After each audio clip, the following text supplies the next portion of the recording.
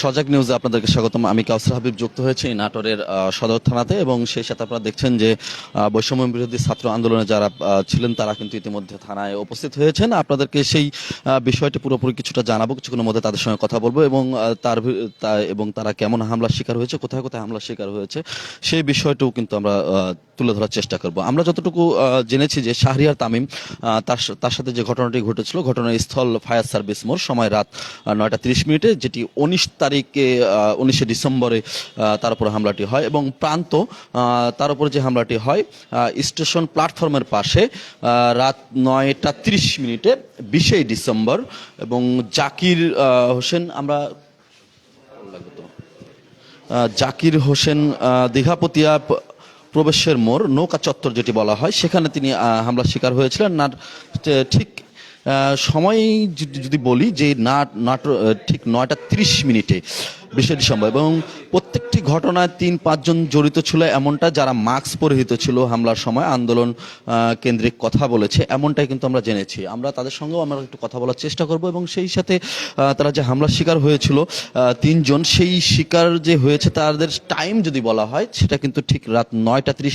3 জনের উপরেই 20 তারিখ, 19 তারিখ এবং 20 তারিখ, অর্থাৎ একই সময়ে তাদের উপরে হামলাটি হয়েছে। এবং 4 থেকে 5 জন যারা ছিল হামলাকারী তারা মাস্ক পরিহিত ছিল এমনটাই কিন্তু আমরা জেনেছি। মাস্ক পরিহিত করে তাদেরকে যখন জিজ্ঞাসাবাদ করা হয় যে তারা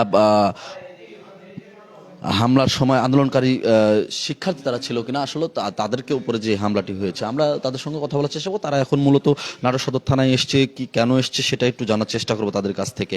আমি কিন্তু জানাচ্ছিলাম যে নাটোরের এবং তারা কিন্তু আশঙ্কা করছে যে বিভিন্ন হুমকি পাচ্ছে যে তাদের উপরে আরো হামলা হতে পারে, এমনটা তারা আশঙ্কা করছে। সেই আশঙ্কার বিষয়ে কিন্তু তারা নাটোর সদর থানায় উপস্থিত হয়েছেন, এবং আমরা তাদের সঙ্গে একটু কথা বলার চেষ্টা করি। আমরা একটু কথা বলি। এখানে কি আছে? প্রান্ত, জাকির, শাহরিয়ার তামিম, কে আছে? জাকির কই? জাকির আমার সঙ্গে যুক্ত রয়েছে। আমি জাকিরের সঙ্গে একটু কথা বলার চেষ্টা করব। জাকির ভাই, আসলে লাইটে নি, এখানে নি, ওয়েট। জাকির, আসলে আপনার সঙ্গে কি হয়েছিল? একবারই নেই। জাকির আমার সঙ্গে রয়েছে, এবং সেই সাথে প্রান্ত, সে বাইরে রয়েছে, শাহরিয়ার তামিম সেও বাইরে রয়েছে। এবং একটি বিষয় সেটি হচ্ছে যে হামলাটি হয়েছে সেই হামলাটি কিন্তু একই সময়ে, এবং 20 তারিখে 2 জনের উপর হামলা হলো, এবং 19 তারিখে সবগুলো হামলা একই সময় রাত 9:30। এবং তারা 3 জনের যে বক্তব্য আমরা পেয়েছি সেই বক্তব্য অনুযায়ী তাদের উপর যারা হামলা করেছিল তাদেরকে জিজ্ঞেস করা হয়েছে তারা ছাত্র বৈষম্য বিরোধী ছাত্র কিনা। যখনই জেনেছে, নিশ্চিত হয়েছে তারা বৈষম্য বিরোধী ছাত্র, তখনই কিন্তু তারা 4-5 জন মিলে মাস্ক পরিহিত মানুষ তারা তাদের উপর হামলা করে।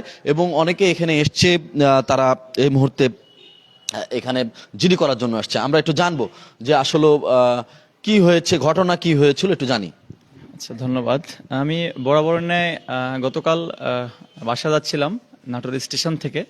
তো আমি আমার কাজ সেরে ছোট ভাইদের সাথে গানের আড্ডা দিয়ে আমি কালকে যাচ্ছিলাম। তো তখন মোটামুটি রাত 9:50 বাজে এরকম। তো যখন দীঘাপতিয়া নৌকার মোড় আছে, তো নৌকার মোড়ের হাতের বাম সাইডে ওইখানে একটা বড় গাছ আছে, অন্ধকার ছিল আর কি। তো রিক্সায় আমি একাই ছিলাম।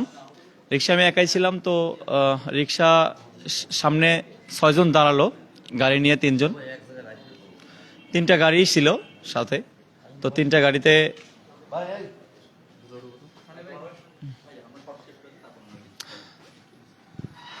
তো 3টা আচ্ছা বরাবরের ন্যায় আমি গতকাল নাটোর থেকে বাসা যাচ্ছিলাম। আমি নাটোরে বেশ কিছু কাজে আমি প্রতিদিনই আসি, বা ছোট ভাইদের সাথে আড্ডা দিবা। আমার গতকাল কিছু টিআইবি কিছু কাজও ছিল। তো সেগুলা কাজ আমি স্টেশনের কাজ শেষ করে রাত 9:30 গাড়িতে উঠি আমি ওইখান থেকে একটা রিক্সা নিই দীঘাপতির উদ্দেশ্য। তো দীঘাপতির যে নৌকার মোড় আছে তখন রাত প্রায় 9:50 বাজে এরকমই। তো দীঘাপতি যে নৌকার মোড়ে আছে, নৌকার মোড়ের একদম সাইডে আমার গাড়িটা দাঁড় করানো হয়, রিক্সাটা দাঁড় করানো হয়। 3টা মোটরসাইকেল ছিল সাইডে, আর ওরা প্রায় 6 জন ছিল।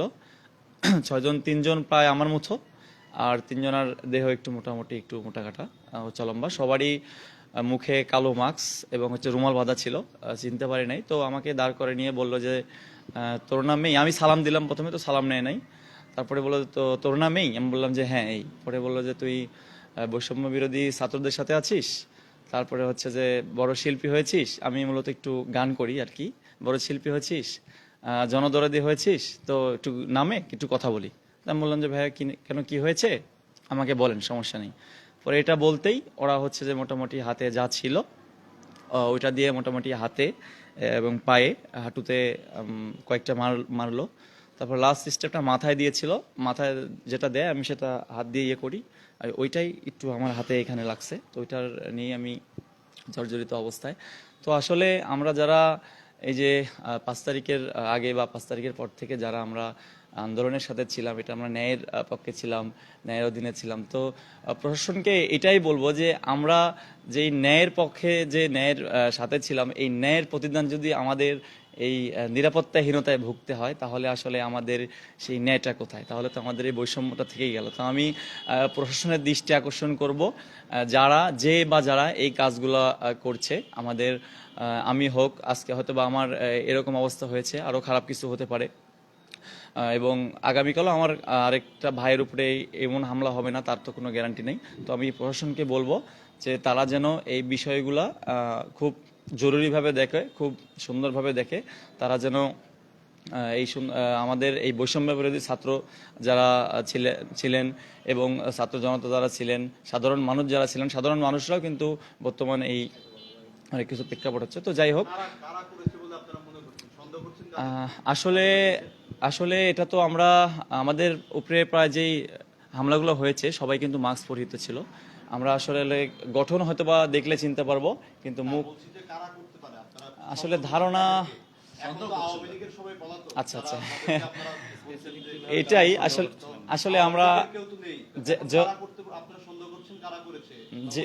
আচ্ছা, যেহেতু আমরা আসলে কাউকে দেখতে পাই নাই, তার জন্য আমরা কাউকে ওইভাবে ইয়ে করতে পারতেছি না। তো এই দিনে আমাদের তামিম নামে একজন এবং কি আমাদের প্রান্ত নামে একজন, আর হচ্ছে যে গতকালকে জাকির ভাইয়া, তো এই তিনজনের উপর আপাতত হামলার ঘটনা আমরা জানতে পেরেছি।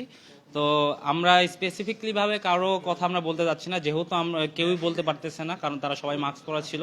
তো আমাদের সন্দেহ একটাই, যে যারাই অন্যায়কারী হোক, সে যেই হোক, আমরা প্রশাসনের দৃষ্টি আকর্ষণ করছি তাদের উপর। আমাদের মানে এই বিশ্বাসটা আমরা যেন রাখতে পারি যে তারা সঠিক তদন্ত করে যারা অন্যায় বা যারা এই কাজ ঘটিয়েছে তাদেরকে যেন অতি দ্রুত আইনের আওতায় নিয়ে আসা হোক। কারণ আজকে হয়তো একজন হয়েছে, হয়তো খুব অল্পের মধ্যে হয়েছে, পরবর্তীতে যেন আর কারো উপর যেন এই ঘটনাগুলো না হয়। তো আমরা এটার জন্য জোর দাবি জানাচ্ছি। একটা প্রশ্নের উত্তর দিই।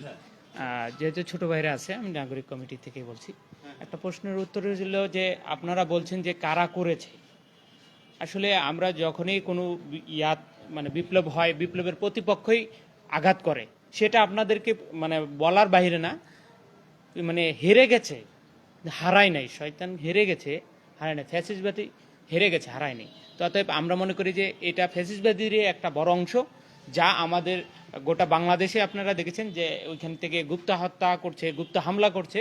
আমরা মনে করি ওই হামলারই একটা অংশ আমার ছোট ভাইদের বৈষম্য বিরোধী ছাত্র আন্দোলনের উপর হয়েছে। আমরা বরাবরই সব প্রশাসনের কাছে আমরা এটা অবজেকশন জানাচ্ছি। আমরা মনে করি যে প্রশাসন দ্রুত এটার ব্যবস্থা নিয়ে খতিয়ে দেখে এই বিষয়টা আমাদের সামনে, জনগণের সামনে বা আপনাদের সামনে উত্থাপন করা হবে। আমি হারুনুর রশিদ, আমি নাগরিক কমিটির একজন সদস্য। হ্যাঁ, নাগরিক কমিটির সদস্য, নাটোরের। দর্শক, সজাগ নিউজে যারা যুক্ত ছিলেন, একটি প্রশ্ন, সেটি হচ্ছে আইন শৃঙ্খলা পরিস্থিতি এখন কেমন রয়েছে নাটোরে। যদি বিশ্লেষণ করা যায়, সেটি হচ্ছে যে গতকালকে নলডাঙ্গায় একটি মরদেহ উদ্ধার, আজকে হরিশপুরে একটি মরদেহ উদ্ধার, এবং বৈষম্য বিরোধী ছাত্র যারা রয়েছে তাদের উপর বিভিন্ন সময় হামলার শিকার। নাটোরের আইন শৃঙ্খলা পরিস্থিতি আপনি কিভাবে দেখছেন সেটা লিখতে থাকুন, এবং সেই সাথে আইন শৃঙ্খলা পরিস্থিতি নিয়ে সিনিয়র কিছু গণমাধ্যমকে নিয়ে সন্ধ্যায় অথবা আগামীকাল আসছে একটি টকশো। সবাই ভালো থাকুন, সুস্থ থাকুন, সজাগ নিউজের সঙ্গেই থাকুন।